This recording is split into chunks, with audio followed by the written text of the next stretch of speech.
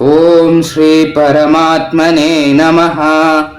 ಶ್ರೀಮದ್ಭಗವದ್ಗೀತಾ ಅಥ ದ್ವಾದಶೋऽಧ್ಯಾಯಃ. ಭಕ್ತಿಯೋಗಃ. ಅರ್ಜುನ ಉವಾಚ ಏವಂ ಸತತಯುಕ್ತಾಯೇ ಭಕ್ತಾಸ್ತ್ವಾಂ ಪರ್ಯುಪಾಸತೆ ಯೇ ಚಾಪ್ಯಕ್ಷರಮವ್ಯಕ್ತಂ ತೇಷಾಂ ಕೇ ಯೋಗವಿತ್ತಮಾಃ. ಶ್ಲೋಕಾರ್ಥ.